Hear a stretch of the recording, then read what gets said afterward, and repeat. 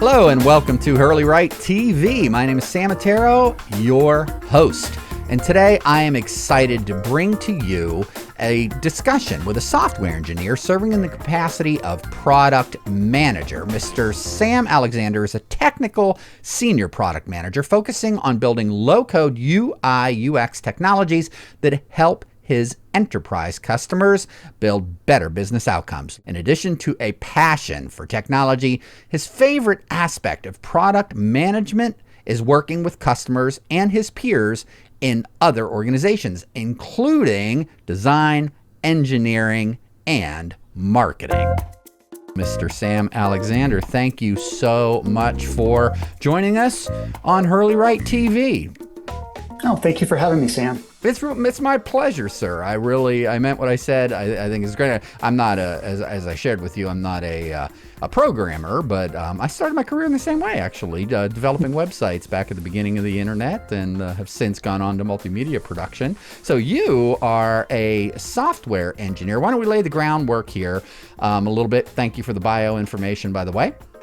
Why don't you start us out telling us a little bit about how you progressed in your career from, back in the day, basic HTML, and, I imagine you got into JavaScript and such, and now you are a software engineer and a project manager. Tell us about that evolution. Oh, sure. It's a matter of circumstance. I was majoring in business, but at the same time, the World Wide Web technologies were becoming mainstream. And I was there when our college first introduced the World Wide Web to us and the computers started having the web browsers. And I think the moment it clicked for me was when somebody showed me a minutes old satellite image from NASA. And that's when it really clicked to me, when I understood what was happening. So from there, even though I was majoring in business, I loved the web technologies. I loved that you could publish a document and it could become immediately available across the world. And I loved all the different technologies that were happening at the time. So what I did is that affected me for my career path. So I kept building web pages. I worked for a local internet service provider building websites for businesses and organizations. And I loved something else that was happening at the time, the Linux operating system. So I did some system administration. And I didn't have a traditional software engineering background, so I kind of learned on the job as I went, and starting with some languages like Perl that would automate some web form processing. And I moved into software engineering test, where I was a tester for software. And then I realized, well, to keep moving this career forward, I'm going to have to get some more formal background in computer science. So I achieved a master's degree. And then I kind of moved into development, but the real turning point was consulting for me. Mm-hmm. I loved being technical. I loved writing code, but what I really liked is the customer facing aspects and working with engineers, talented engineers across different functions like security and databases and a whole host of other things. So that's why product management is such a good fit, because instead of flying around the country all the time as consultants do, product management allows me to do some of the same aspects, but a lot less travel. That's awesome. And maybe you can describe to us a little bit some of the projects that you work on, some of the products that you are managing, the challenge of dealing with all these different folks that you have to deal with in marketing and tech and design, perhaps even finance. Let's start there. Sure. The role of product management, you have to communicate for the audience, and the presentations and the writing that you publish have to mean something for them. My customers, project sponsors, executive sponsors, the customers that buy our software, those executive sponsors are looking at things like quicker time to value. How can it save me money? How can I get to market faster? How does it help me? And on the other end of the spectrum, often I'm dealing with very talented engineers that want to know more detail about technical concepts. So you kind of have to vary the language and your presentation for that audience. And did you go through the process like many of us do of learning the hard way? Yes, I have definitely learned the hard way. I have definitely had times where you did not ask enough questions about your audience, and you show up with a highly technical deck, and you tend to lose everyone because they really wanted more of a higher level understanding of it. So that has occurred before. Yeah, some of the points here that you had sent me were the importance of researching and knowing who it is that you're talking to, understanding and knowing your audience, things like how long that they've actually been a customer. You want to elaborate on that a little bit? Sure. You would be amazed at the number of times that I'm asked to give a presentation to a particular customer or client, but I get no indication of who the audience is and who is going to be there and what the specific topics are that they're interested in. So I think it's often up to the presenter, to the communicator, to make sure that they find that out. The first question I ask is, who's in the audience? Is it stakeholders at the business level, decision makers? Is it technical architects that are from the center of excellence at the company from a technical perspective? Is it more software engineers? So understanding who that audience is helps me immediately understand what type of presentation it's going to be. And then I break it down from there. If it is decision makers, then I start asking about how long they've been a customer, because I need to know more about their applications. The software industry is massive, and I need to know what their history is with our company. What types of applications have they built? How old are the applications? Are they happy, or are they disappointed, or are they upset? Just to get a pulse of what the customer's feeling. And of course, the expression of what it is you are trying to communicate to your audience and all of these respective pathways that they're coming from, and their backgrounds and their personalities and their agendas. So, common tool that we utilize in business, the tried and true PowerPoint. You were elaborating in our previous conversations about the importance of creating slides that are very easily digestible. Of course, you're trying to reach a broad audience a lot of times. How do you walk that line in your industry? Yeah, I think countless times we've all seen examples of slides that it looks more like a page of a novel, where you're trying to parse all that information and you're trying to listen to the person speaking at the same time. So I'm always conscientious of that. My inclination is, I'm so excited about what we do and what I know, that my inclination is to jam pack as much information as I can into what you're looking at. And that's often the opposite of what you need. You really need to boil it down just to the salient points. So what I often do is I try to get it as short as possible so that you can glance at the slide and get an overview of it quickly. But then in the speaker notes in PowerPoint and other software of that sort, I heavily leverage the speaker notes. And what I will actually do is I will actually write down in paragraph form the way I want to talk about this slide, actually verbally, verbosely. And I rehearse that a few times. And then I find that I don't really have to glance at that because I remember it. I can just look at the bullet points and remember it. And because we live in as you know, a virtual world right now, where we're often using technology like this to screen share, I use PowerPoint's features of, when you're using dual screens, it can present what the audience sees on one screen, but it can also present your speaker notes on the other screen. So I often make the speaker notes appear on the same monitor where the camera is, so that it's easier for me to look up at the audience if I do have to glance down at the speaker notes. And of course, as with many different industries, demonstrations are important. A lot of people see, or they learn, I should say, by visualization and seeing things work. Then of course, if you can, you got an opportunity to reach a kinesthetic learner, somebody that wants to dig in and do something with their hands and learn that way.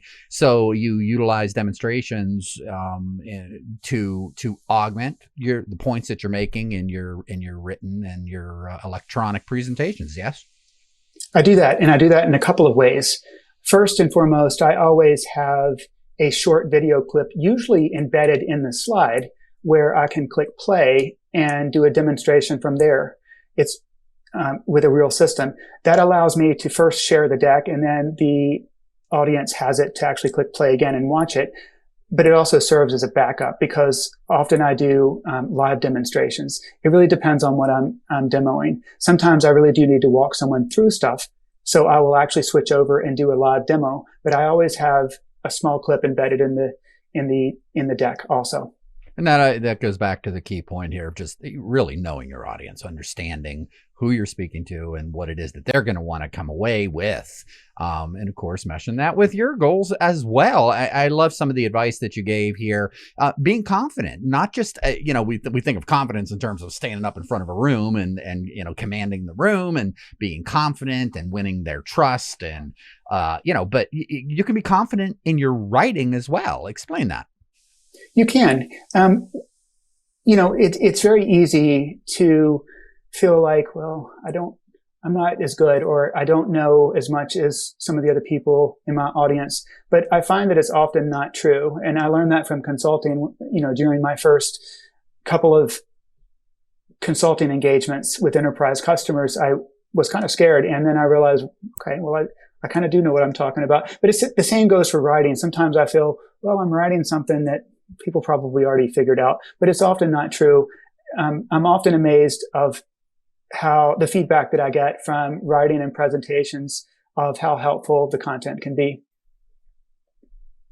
And one last point that I want to go ahead and touch on, I think, and this is so important in life in general, being genuine, whether it's in your writing, in your communication style, but striking that balance of, again, tailoring your content and your delivery for the audience. Talk to us about the importance of being genuine in your efforts.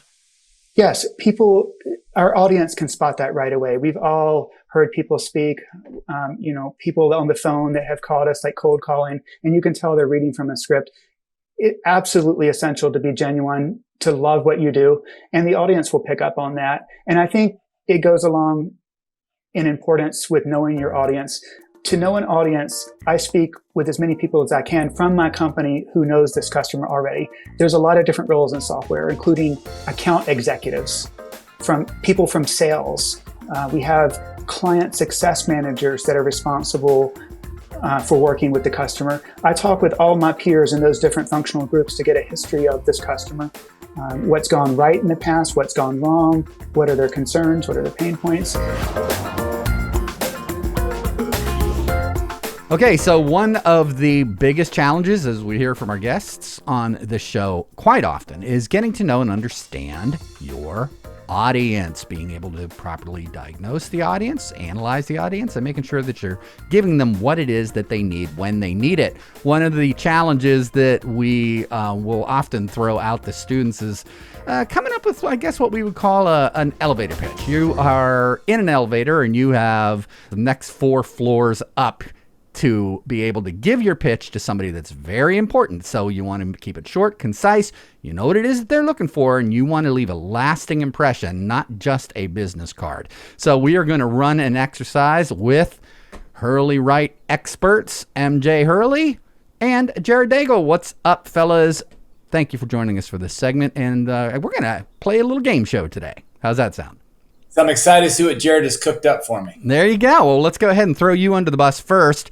We have set up this basically a spinning wheel with a variety of different scenarios. Now, we don't have the whole scenario listed here, but just a little enticing name. And what we're going to do, we're going to spin it, read the entire scenario, and you're going to come up with an impromptu pitch, a quick speech that gives your audience what they need. Let's go ahead and spin the wheel here. I hope it's one I can get quickly. Let's hope so. This is painful as it is. Okay, and the winner is eating seafood. And the full scenario is this. You ready? MJ, you need to defend eating seafood at the National Anti-Seafood Club meeting. And ready? You want a moment to think about it? I think I'm good. Good because I was going to say no. Ready? Go. There you go. So we know how we all dislike seafood, right? It's like the worst thing on earth. But there's a lot of really good benefits that most of us have not even ever considered, like the source of protein, prevent overfishing, overcrabbing. So we might want to start considering we don't have to eat seafood, but how can we start incorporating seafood into our daily living to prevent and help some of these environmental issues? Jared, let's go to you for your response right away. That was about 25 seconds, by the way. Thank you. Wow. How do you think you did? Pretty well. I think I like how he started with like empathy. So, like we talk about sometimes, like if you were to send somebody like a sales email and they're like, and it's like switch from your current company to us. If that's your first sentence, a lot of people, that's deleted right away. So instead of that, he started with, I know seafood's the worst, right? We all hate it. And so I liked that he kind of got people thinking about that. And I also like that you brought it back to the environmental issue. Most people that are within an activist movement that is expressing a concern for life, perhaps you're touching on something that is going to be very important to them, which is the overall environment. So sustainable management, that plays right into that thought process. To me, I was just trying to really focus on how to overcome bias, right? Because I feel like the first thing is when speaking to a group like that is you got to understand there's a way to turn that audience off very quickly. If am I talking to people that don't like seafood and I go in there and say, hey, does anybody want any shrimp? And it's going to be like, no, I'm not listening to anything this guy has to say. So you have to kind of, to Jared's point, how do I win that audience over? Now, if I was talking to a group who loves seafood, that'd be a completely different speech, right? So that was part of my strategy. Whether it worked or not is to be decided, but that was at least the thought process. Awesome. Fun stuff. All right, let's go to the next one. And I want to encourage our audience watching on YouTube, please, chime in. Tell us how you think our experts are doing and your thoughts on this as well. And even if you would like to play the game with us and put your quick 30-second pitch in there, that would be fabulous. Let's go ahead and spin the wheel again. And audience, feel free to answer the question, who won and why is it Jared? Of course. Right. Oh, software engineer. All right, let's take a look. Here it is. One. You ready? Jared, you ready to go? Explain what a software engineer does to 3 and 4-year-olds. Okay, we are right at the top of the hour here. That's a tough one. That's a tough one here. And go. Hey kids, how are you today? It's so great to see you. I have a question. How many of you have a computer at home? Oh, good. Yep, no, we're not going to take any questions right now. Not yet. How about a tablet? Does anybody play on a tablet at home? Yeah. Oh, I know. I know you all have tablets. Yeah, we're not going to tell about our tablets yet. But do you know how those work? It's pretty cool. So there's a person, and they're called a software engineer. And they write instructions that tell the computer or the tablet what to do. So we actually call that code. So they write code that allows and then the computer can understand it, and that's how you get to play your awesome games and watch your awesome videos. Pretty amazing, right? I gotta stop you. It was good, but that was long, man. That was the end. That was a minute. 3 and 4-year-olds, we can't do that in 30 seconds. They need at least a minute, because I'd have to be like, all right. Know your audience. All right, let's throw that over to MJ. MJ, how do you think you did? I loved it. So I love if we look at the different strategy here, right? He chose to use simpler language. He said like a person instead of like an employee or a business person or something like that. So obviously knowing your audience, right? 3 or 4-year-olds are going to understand that type of language better. He used the word instructions. I thought was interesting instead of like steps or what to do. Might have been a different strategic choice, based on audience. But, this is what it means to know an audience, and how do you start really speaking to that person, right? Because if you had gone in and said, made assumptions and said, hey, you guys know like what, how codes work? And everyone's like, what are you talking about? Right. And that would have completely missed the mark. So I thought it was well done. All right, let's do another one for MJ. Ready and go. Just don't be snow. Don't be snow. Don't be snow. Don't be snow. And the winner is Convince Mom. All right, and this is your task today, MJ Hurley. You need to convince Mom to use social media. Now, here's the thing. Mom hates and distrusts all technology. No, you got a challenge. You ready? Smart and go. Mom, so how you have like all these opinions and you're just constantly telling everybody that and literally nobody cares? What you should do is start looking at getting on social media like Facebook or Twitter, and there'll be a whole universe of people that you can spread your apple pie recipes to, or how you think the neighbors leave their trash cans out. And there will be a whole community of people who will invest in that conversation and really share your sentiment. I think you should check it out. That was fabulous. And I got to say, that was 32 seconds on the mark. I guess my biggest question would be, Jared, is it good to try to convince somebody by out of the gate insulting them? That was going to be my... I mean, it was pretty funny. I got to say, that was funny. Although it might depend on the relationship you have with their mom. And I actually know the relationship MJ has with his mom, Pam, the president of Hurley Write. And she actually probably think it's funny. So it probably depends on your relationship with your mom. But that would be my one. You got to know your audience, right? That was hilarious. If it was like my mother-in-law, then that would have been a completely different thing. That would have been completely different. She's not watching your shows anyway. Jared, give us your reaction. Go ahead. Well, no, I mean, yeah. Overall, I mean, again, I think what you have to do in a situation like that, again, he got a biased audience. You have to find what do they value, what do they believe in, and kind of go there. So it's kind of funny, he went for, you like it when people listen to your opinions, right? Well, that's what social media is for. I thought he might say something like, those grandchildren that you love so much, but they're 200 miles away and you never get to see them. But either way, I think pathos is probably, emotional appeal is probably the way to go there. So yeah, tug on the old heartstraings, right? Yeah, the grandkids would have been a really strong play. That would have been a better strategic move to incorporate grandkids instead of than to remind Mom that nobody cares about her opinions, right? Right. Okay, here we go. All right.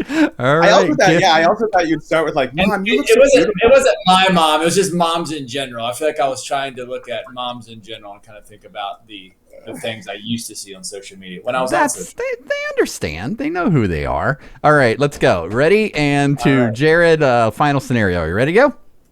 Yeah. If we get one of the same ones, are we spinning again? Can't wait. Oh, this is great. I'm going to hide that choice. All right. Are we ready to go? Aliens kissing. This is your charge. You, Mr. Daigle, you need to explain the concept of kissing to aliens that don't have lips. Okay. Do they speak English? Here's the question. What do they have? Do they have a mouth? I don't know. All I know is they don't have lips, and you need to explain it. Are you ready to go, sir? I'm going to do my best, yeah. All right. Well, you know what? We wouldn't expect anything less. And go. When two aliens love each other, how do they express that love to each other? Oh, I see. You bump elbows? Oh, okay. Yeah. See, so here on Earth, we have a different custom. We use these lips that we have, and we press them together. And that is how we show each other our love for each other. Well done. We probably ought to stop now. All right, MJ. No, I love it. So Well, let's get your reaction. And okay. I think strategically this is different, right? Because you're dealing with someone who's unfamiliar. So we're not talking about bias now. We're talking about someone with lack of context or lack of background.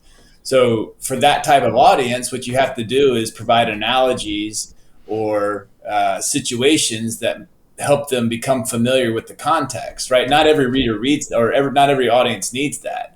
The average person already knows what lips are, So you don't need to spend time trying to teach them what love is or what lips are. But for a specific audience like aliens without lips, you do. So I thought it was really smart. But I think this gets at the kind of the core point is different strategies are necessary for different types of audiences, that we can't just pick one and say this works all the time, which is what most people tend to end up doing when they communicate, is just think, I'm going to do this always.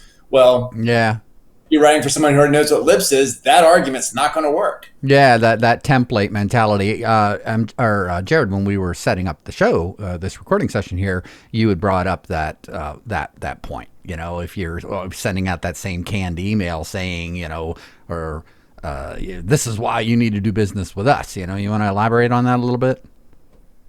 Yeah, I mean, I think, it's kind of funny that you bring up, even like from a marketing standpoint, the research on the cold email that's personalized versus the one that isn't, and what a difference that makes in, converting people, just showing them that you took a little bit of time to look into their life. We got one more, and I need to do this because, spinning the wheel is so much fun, even though there is only one choice left. So there we go. I know which one you're going to get. And it's the one you didn't want to do. I can do it if you really want to. Explain snow to someone who's never seen snow before? Is that what it is? Wait a minute. Yes. Oh, man, you stole my thunder. I got a chance to read that. Okay, so, Jared, explain snow to someone who has no concept of snow. It's my turn. Wait, it's MJ's turn, but it's MJ's turn. Okay, MJ explains snow to someone who has no concept. We'll give MJ the choice, because snow. He doesn't live in an area that gets snow, so he may not. He gets a little dusting, and the whole city panics and shuts down. That is okay. True. You can choose, MJ, to take this one or pass it. No, I'm gonna take it. I don't pass. I'd rather go down in flames than pass. He's tough. He's tough like that. That's awesome. You ready? And go. All right. So in some parts of the country, how you've seen rain. In some parts of the country, it gets cold, and that rain turns into fluffy stuff called snow. I'll be honest with you. I have no idea how to explain it to you. It's just cold. It's almost like cold sand, if you can imagine that. It layers up. It's hard to walk in. You can pack it together and make balls out of it and throw it and hit your neighbor. But yeah, that's basically snow, and that's the best way I know how to explain it to you. And I know that was a really poor job. Jared, I have some thoughts, but real quick, let's go to Jared. I want to hear Jared do this one, because let's see how he can. All right, we'll start the clock. You ready? And go.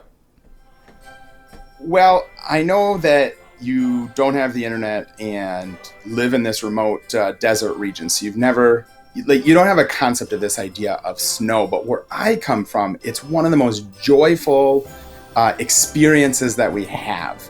So instead of rain coming from the sky, this pillow comes from the sky and it lands gently. It's beautiful. The entire world is covered in pure white.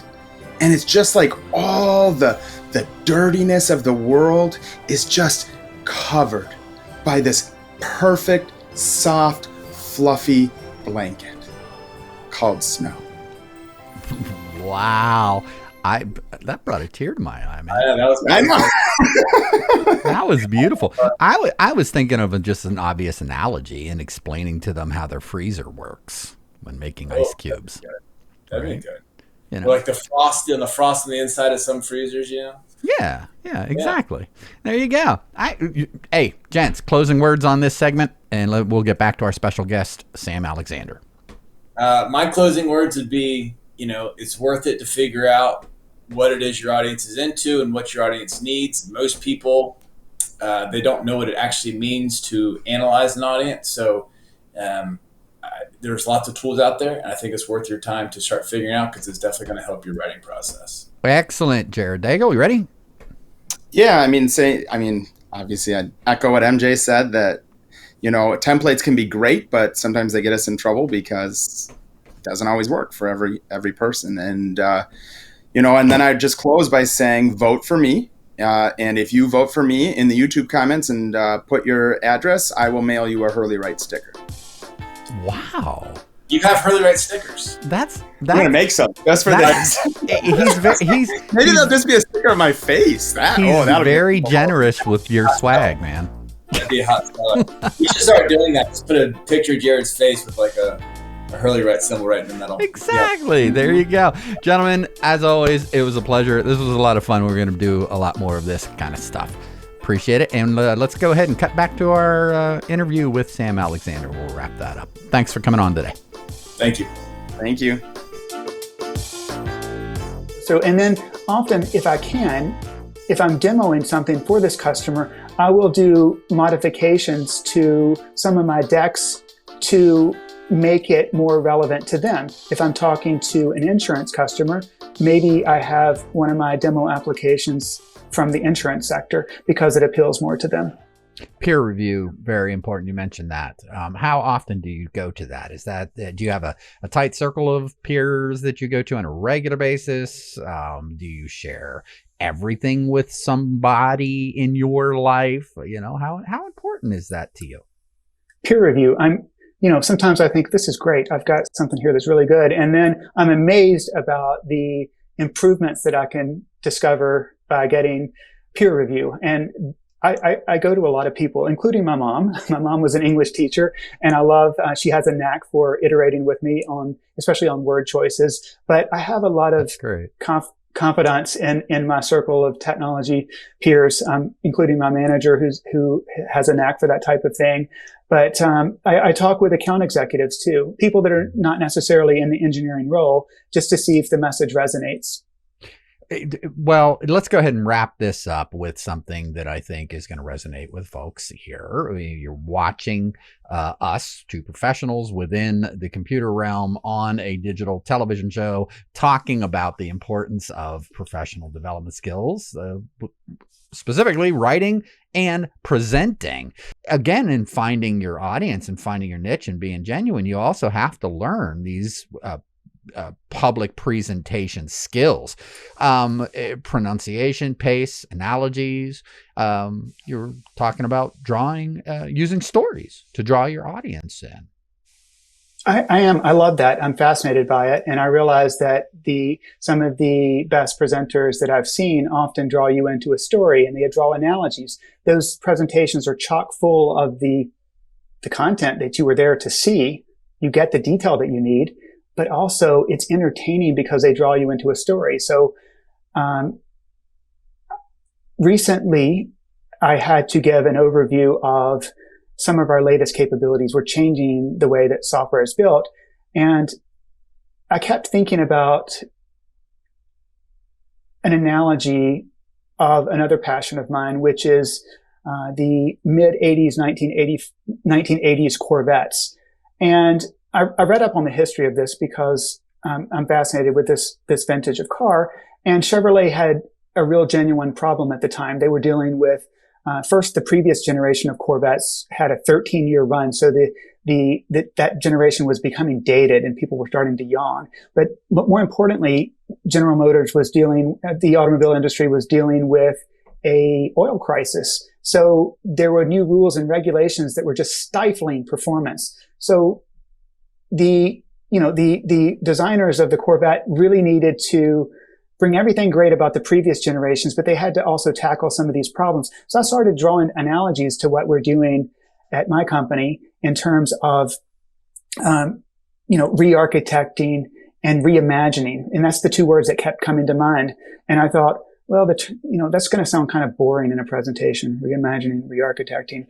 But when I was speaking with some of my public speaking coaches, they said, no, those are great words. It's how you say them. Re-architecting, reimagining. And that became the theme of my presentation to describe our new technology. I started off general to say, humans are often reimagining and re-architecting. They're reimagining the way we do things.